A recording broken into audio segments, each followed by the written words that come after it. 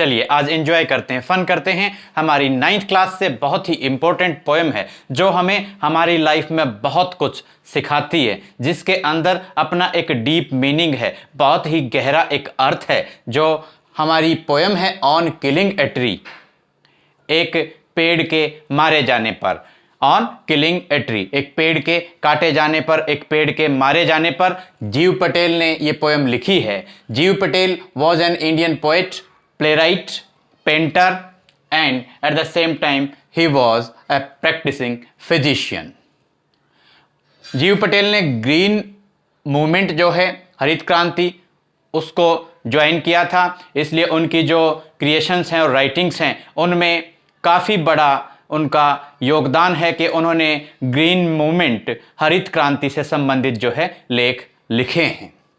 ज़्यादातर उनकी जो थीम्स रही हैं that is the relationship between Parsi community, क्योंकि वो पारसी कम्युनिटी से बिलोंग करते थे, पारसी समुदाय से बिलोंग करते थे, एंड देयर फ्यूडल मीन्स सामंतवादी जो रवैया था, रिलेशनशिप विद द ट्राइबल वॉरलेस, जो कबीले वाले हैं, आदिवासी हैं, वालरिस, उनके साथ में जो पारसी समुदाय के रिश्ते हैं वो ज़्यादातर थीम्स उनकी क्रिएशंस में रही है। और ये जो हमारी पोएम है ऑन किलिंग ए ट्री, इसके अंदर उन्होंने ही has given a scathing criticism of human callousness, के मानव की जो निर्दयतापूर्ण व्यवहार है प्रकृति के प्रति, और एंड क्रूअल्टी, जो निर्दयता मनुष्य ने दिखाई है, एंड चॉपिंग डाउन ट्रीज, पेड़ों को काटने के बारे में उन्होंने बताया है कि मनुष्य ने बड़ी निर्ममता से, बड़ी निर्दयता से पेड़ों को काटा है। और ट्रीज फॉर अलग अलग पर्पजेज के लिए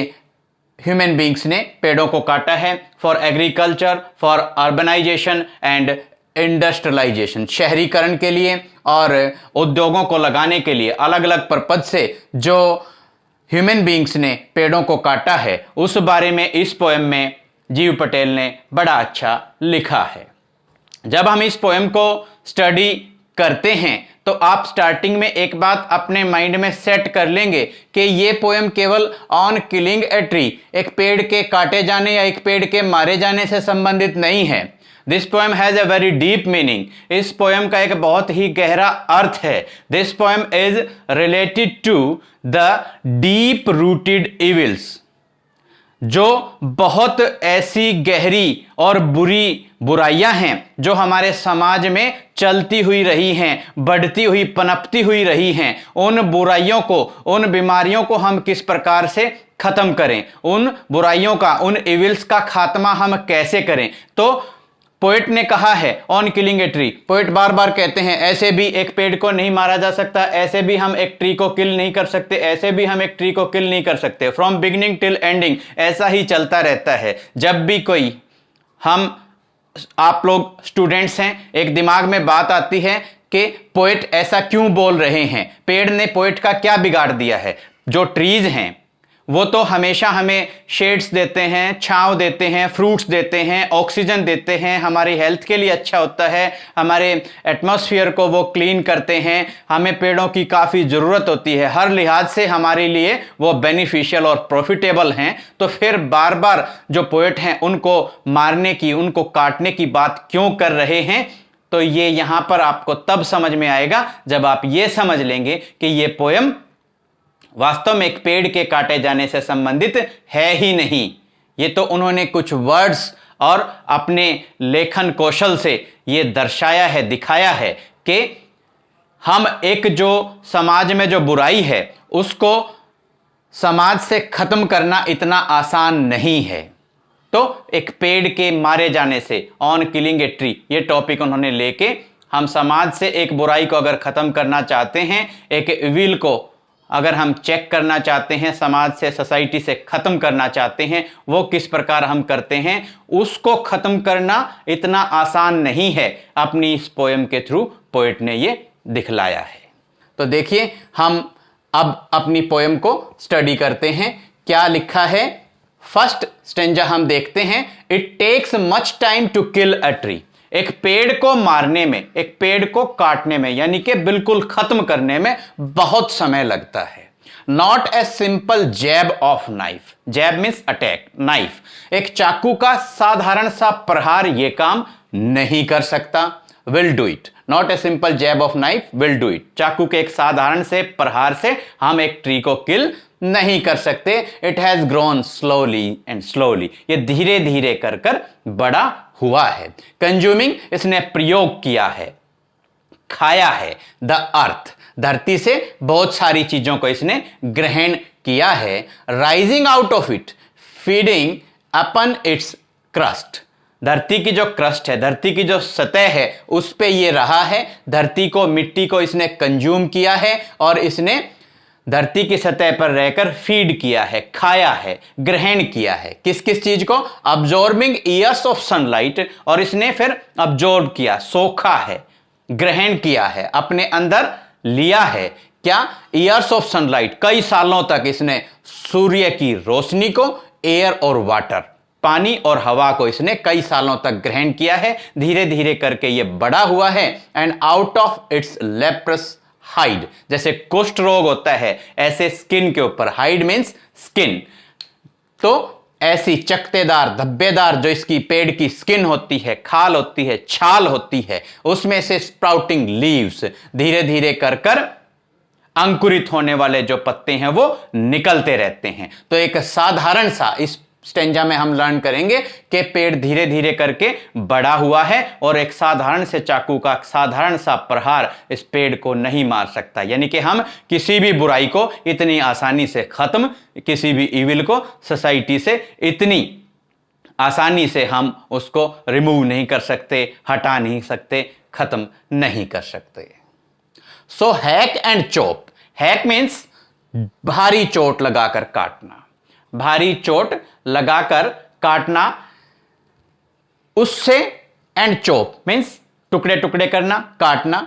अगर हम पेड़ के ऊपर बहुत भारी चोट लगा दें या पेड़ को टुकड़े टुकड़े कर दें, but this alone want do it, लेकिन इससे भी काम नहीं चलेगा, इससे भी अकेले पेड़ को हम किल नहीं कर सकते, मार नहीं सकते। नॉट सो मच पेन, जब पेड़ को काटा जाता है तो पेड़ जो ट्रीज होते हैं उनको लिविंग बींग्स हम कंसीडर करते हैं, साइंस कहती है, विज्ञान कहती है, साइंटिस्ट ने प्रूव किया है। नॉट सो मच पेन, पेड़ को बहुत दर्द होगा, उस पेड़ से भी ये उस दर्द की वजह से भी ये पेड़ नहीं मरेगा। दिस ब्लीडिंग बार्क मीन्स जब पेड़ को काटते हैं उसमें से लिक्विड निकलता है, पानी, तो वो ट्री का ब्लड है। ब्लीडिंग बार्क, जो स्टेम है, पेड़ का जो तना है, उसमें से खून निकल रहा है, पेड़ को बहुत पेन हो रहा है। Will heal, heal means recover, ये जल्दी ही जो जिस तने में से, जिस स्टेम में से खून निकल रहा है, ये जल्दी ही भर जाएगा। And from close to the ground will rise curled, curled means घुंघराले, ग्रीन ट्विग्स, हरी हरी छोटी छोटी टहनियां, फिर पेड़ की जो धरती की सतह है उसमें से फिर दोबारा से घुंघराली, घुमावदार जो छोटी छोटी टहनियां हैं वो दोबारा से निकल आएंगी। एंड मिनिएचर बोग्स, और छोटी छोटी जो मुख्य, बाद में जाकर जो मुख्य शाखाएं बनती हैं, जो टहनियां होती हैं, which if unchecked, check means रोकना, अनचेक्ड मीन्स ना रोक पाना, अगर इन बढ़ती हुई ट्विग्स को, कर्ल्ड ग्रीन ट्विग्स को और मिनिएचर बॉक्स को अगर ना रोका जाए तो क्या होगा? विल एक्सपेंड, तो ये इतनी ज्यादा एक्सपेंड हो जाएंगी, इतनी ज्यादा बढ़ जाएंगी, अगेन दोबारा से इतनी ज्यादा ये बढ़ जाएंगी टू फॉर्मर साइज, के इनका फिर से दोबारा से पहले के जैसा साइज हो जाएगा। पेड़ दोबारा से उतना ही बड़ा रूप, उतना ही बड़ा आकार दोबारा से प्राप्त कर लेगा। यानी कि अगर हमने एक बुराई को खत्म करने की ठान ली है, इविल को अगर हमने एक सोसाइटी से रिमूव करने की बात, चेक करने की, खत्म करने की बात अगर ठानी है, तो इतना आसान नहीं होगा।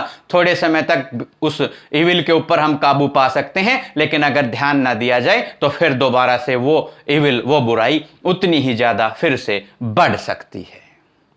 आगे चलते हैं। No, the root is to be pulled out. देखिए, पेड़ की जो असली ताकत होती है वो उसकी रूट में होती है, और रूट के थ्रू ही वो सारा अपना खाना, पानी, फूड और वाटर वो ग्रहण करता है, लेता है। The root is to be pulled out, अगर पेड़ को किल करना है, मारना है, तो इसकी जड़ को बाहर निकालना पड़ेगा, out of the anchoring earth. Anchoring earth मतलब meaning there by the earth which is supporting the tree, उस धरती में से जो धरती इस पेड़ को सहारा दे रही है उसके अंदर से खोदकर उखाड़कर इस पेड़ की जड़ को निकालना पड़ेगा। मतलब एक बुराई को जड़ से खत्म करना पड़ेगा और जड़ उसकी अंदर से गहराई से हमें ढूंढकर निकालनी पड़ेगी। It is to be roped out, फिर ये जो जड़ है जो धरती के अंदर दबी हुई है इसको रस्से बांधकर एंड पुल्ड आउट एंटायरली, पूरे तरीके से बाहर निकालना पड़ेगा। Pulled out and snapped out, झटके से इसको रस्से बांधकर उखाड़ना पड़ेगा, बाहर निकालना पड़ेगा, एंटायरली पूर्ण रूप से बाहर निकालना पड़ेगा।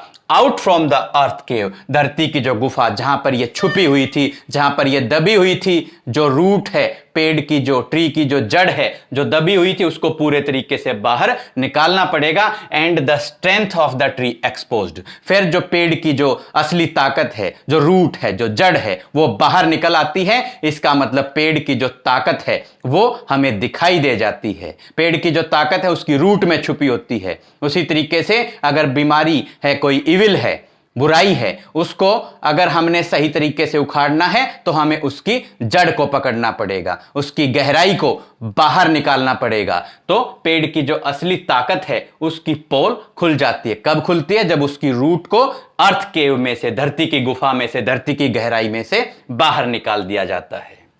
द सोर्स, अब जो ये जड़ है ये पेड़ का सोर्स है, सारा का सारा उसकी ताकत का स्रोत है। व्हाइट एंड वेट, ये जब निकाला जाता है ये सफेद रंग की है, इसमें नमी है, ये गीली है। द मोस्ट सेंसिटिव, और पेड़ का सबसे सेंसिटिव, सबसे गंभीर ये मुख्य भाग है जिसको अगर नुकसान पहुंचाया जाए तो पेड़ को खत्म किया जा सकता है।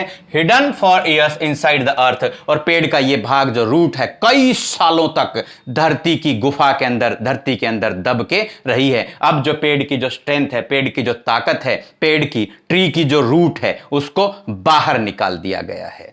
पेड़ की आपने भी देखा होगा जब पेड़ काटे जाते हैं उनकी रूट्स को, जड़ को भी अलग से बाहर निकालकर रख दिया जाता है। और अगर ऐसे कैसे वो जड़ रहें, उनके साथ में मिट्टी लग जाए, उनको दोबारा से वाटर मिल जाए तो वो फिर दोबारा से डेवलप करना, ग्रो करना स्टार्ट कर देते हैं। देन द मैटर, अब जड़ बाहर निकाल दी गई है। Then the matter of scorching, scorching means झुलसा देना, उसको धूप लगेगी तो जो रूट है, जड़ है पेड़ की, ट्री की, वो स्कॉर्चिंग का उसका प्रोसेस स्टार्ट हो जाएगा। मैटर ऑफ स्कॉर्चिंग स्टार्ट हो जाएगा। चोकिंग मीन्स दम घुटना, फिर उस जड़ का दम घुटना शुरू हो जाएगा। इन सन एंड एयर, उस बाहर जो बार बार उसको सूर्य की गर्मी लगेगी, तपत लगेगी और हवा उसको जैसे जैसे लगेगी तो ये जो रूट है ये इसका कलर चेंज होना स्टार्ट हो जाएगा। इट विल स्टार्ट ब्राउनिंग, ये भूरे रंग की होने लग जाएगी। हार्डनिंग, ये सख्त होने लग जाएगी। ट्विस्टिंग, ये मुड़ने लग जाएगी। और विदरिंग, ये मुरझाने लग जाएगी। And then it's done, and then it's done, फिर कहीं जाकर हम ये कह सकते हैं कि ये पेड़ हमने मार दिया। इस तरीके से अगर हमें एक सोसाइटी से एक इविल को खत्म करना है तो हमें उसकी जड़ को बाहर निकालना पड़ेगा और फिर ये सारा प्रोसेस धीरे धीरे होकर होगा और तब कहीं जाकर अलग अलग चीज का उसके ऊपर प्रभाव पड़ेगा, तब कहीं जाकर वो इविल सोसाइटी से खत्म होगी। तो देखिए फ्रॉम बिगिनिंग टिल एंडिंग के ऑन किलिंग ए ट्री जो हमारे पोएट जीव पटेल ने लिखा है कि एक पेड़ को मारना कितना मुश्किल प्रोसेस है।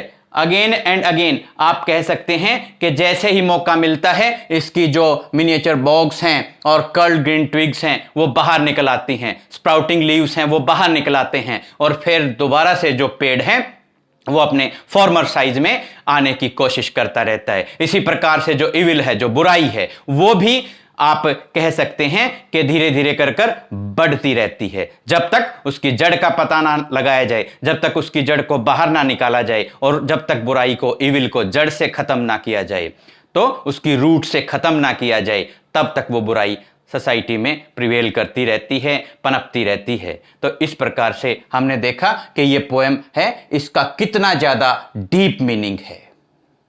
स्टूडेंट्स, उम्मीद करते हैं कि ये डीप मीनिंग वाली जो पोएम है ऑन किलिंग ए ट्री, उसका सही मायने में अर्थ आपको समझ में आया होगा।